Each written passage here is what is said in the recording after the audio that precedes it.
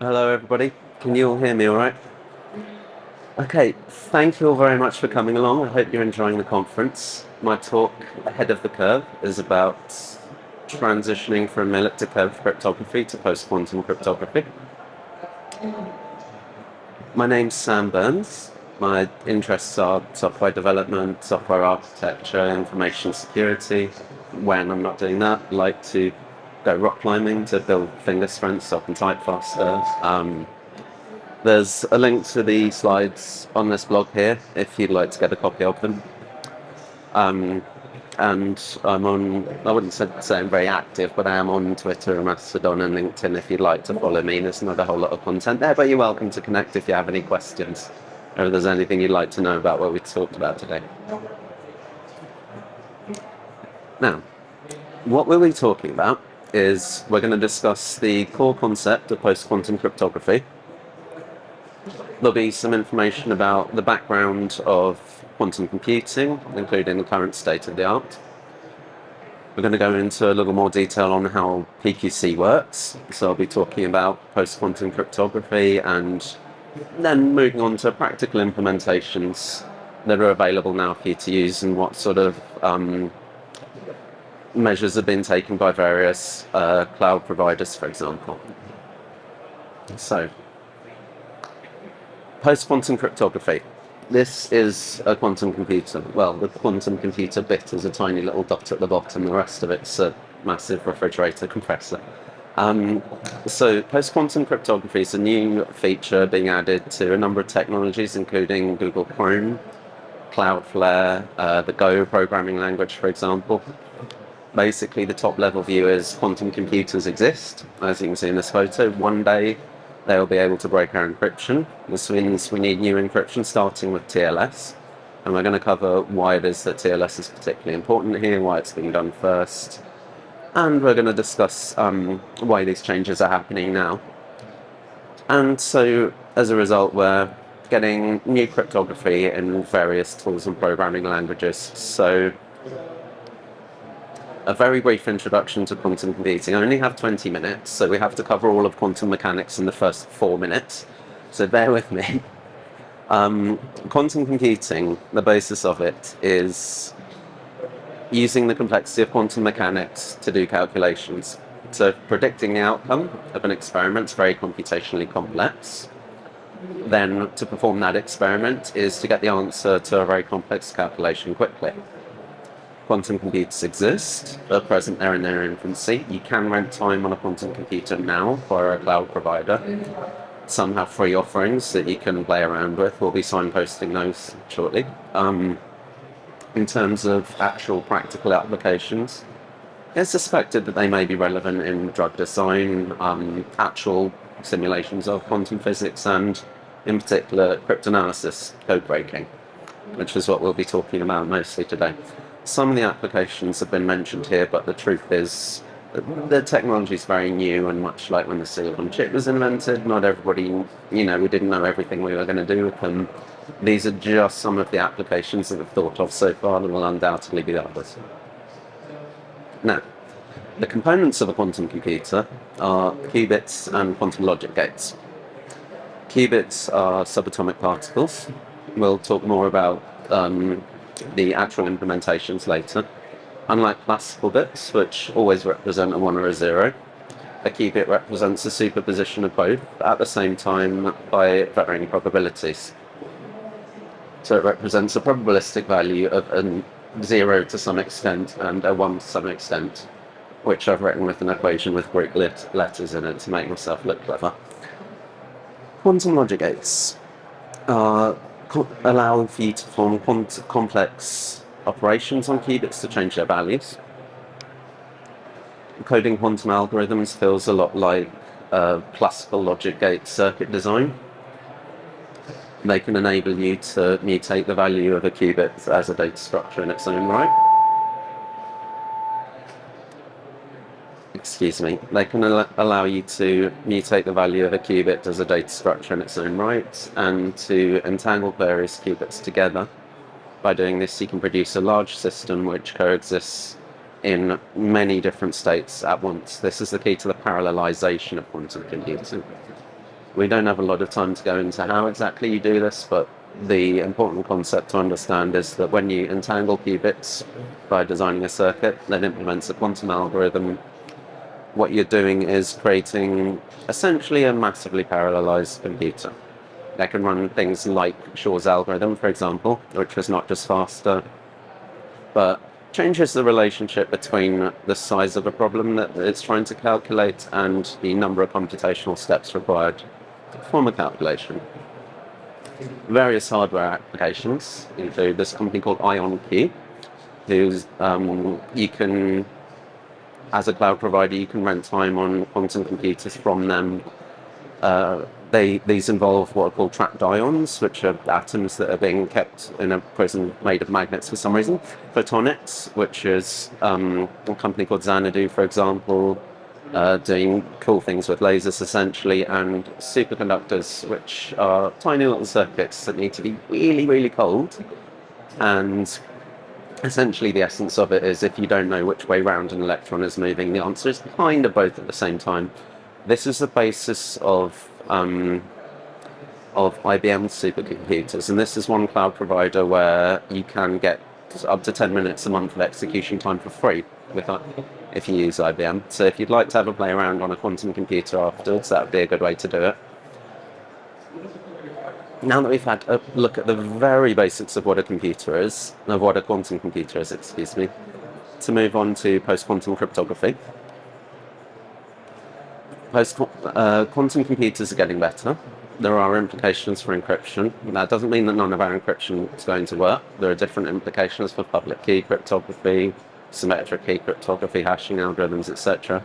There's a group called the National Institute for Standards and Technology in America, who've published some PQC standards, and those are being rolled out in various web technologies now. The reason is what's called the store now, decrypt later threat model, which means that an attacker can intercept HTTPS traffic inclusive of the original TLS handshake, store it, and then revisit it later when better code breaking technology becomes available. We don't know when that'll be. It could take 10 years, it could take 30, but this is essentially the answer to why this is all being done now, even though quantum computers aren't what you might call cryptographically relevant yet. The threat model does apply to key encapsulation mechanisms and TLS, but not to things like certificates, which would need to be broken in real time in order to impersonate somebody now. So the reason we're handling TLS first is because traffic can be stored and then decrypted later. Excuse me. So the National Institute for Standards and Technology is an American government organization. It was NIST who originally standardized which elliptic curves are traditionally used in elliptic curve cryptography, commonly used in TLS now. They've been through a lengthy multi-year process to narrow down different kinds of post-quantum cryptography to a few contenders and created a draft spec. The draft spec, which came out about a year ago, was called Kyber, and the finalized version, which came out in August this year, is called MLChem. Hybrid encryption means using public key cryptography and post-quantum cryptography. A popular spec for this is the title X25519 Kyber 768 Draft 00, which tells us four things. The first is that cryptographers don't care much for branding. The second is the X25519 bit is elliptic curve cryptography, so there's a layer of elliptic curve cryptography which we know and trust, we've been using for a long time, it works, and a layer of more experimental Kyber post-quantum cryptography. And this was an implementation of the draft spec, is why it says the word draft at the end. This was initially used in the Cloudflare backend. It was created by Vas Vesterman from Cloudflare and Dr. Sabila from the University of Waterloo. And this has been used by Cloudflare. It's been being used by Google Chrome right now on the Google search homepage and in other places. If we have a look at google.com and a recent version of Chrome using the DevTools, we can zoom in on the Cypher suite. So I've clicked on the little security tab at the top, and we have a look at the Cypher suite, and it says X25519 Kyber 768 Draft 00. So this shows that the web server and the browser are both speaking hybrid post-quantum cryptography. with a layer of elliptic curve encryption as well in the key encapsulation mechanism. To break this, an attacker would need a quantum computer good enough to break elliptic curve cryptography, and for there to be a problem that we don't know about yet with Kyber as well. Now, this comes with a computational expense in the TLS handshake and the client hello component. The ECDHE component is just 32 bytes in size, whereas the post-quantum cryptography bit is over a kilobyte. It's still one round trip for a TLS 1.3 handshake, but it's a bigger payload.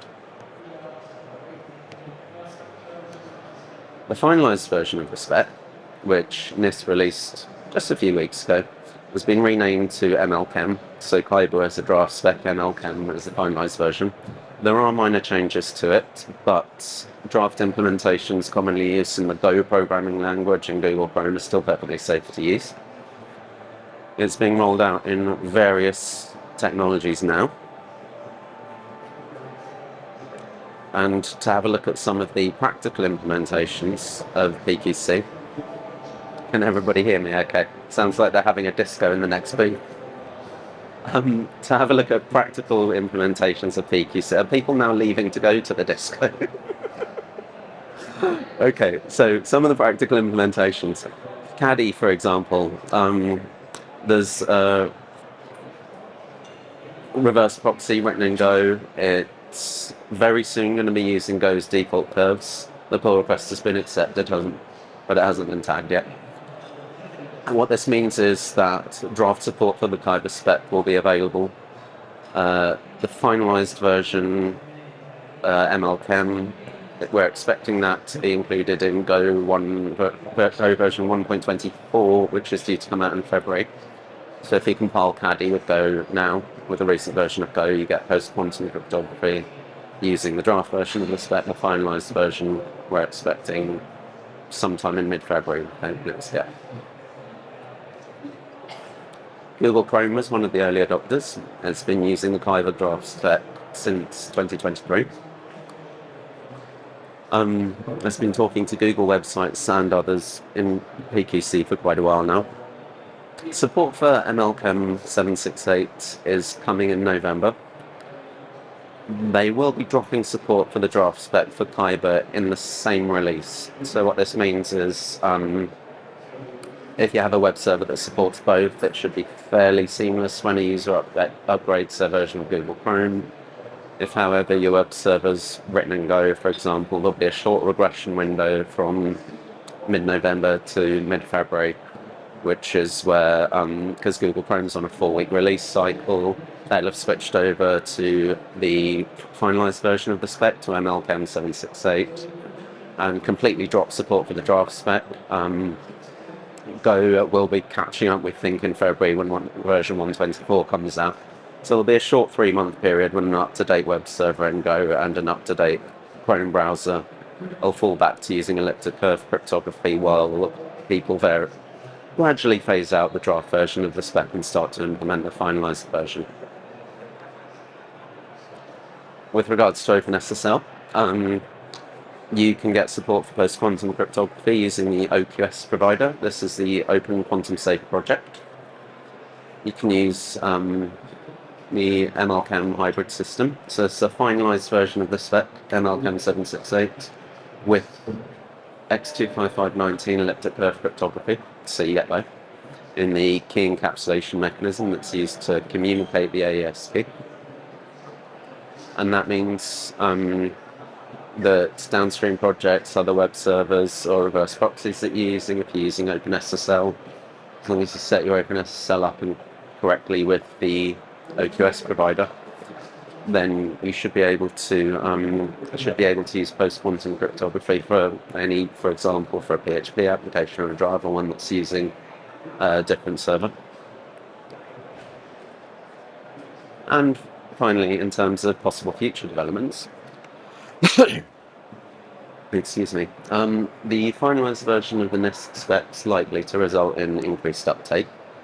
Cloudflare have an excellent log on, they've actually been monitoring the number of what they call human-initiated TLS handshakes, and they're watching the numbers go up in terms of usage of post-quantum cryptography. You can read about that. Cloudflare and other cloud providers are slowly switching over to PQC with the finalized version MLChem of the NIST spec. One day in the future, we may possibly have PQC only by non-hybrid TLS. At the moment, because we've been using elliptic curve cryptography for a long time, it's very well trusted. We know there aren't any problems with it. At present, we're using a two-layered system generally, where there's post-quantum cryptography using MLChem and elliptic curve cryptography involved in the key encapsulation mechanism and a TLS handshake, but that could change in future.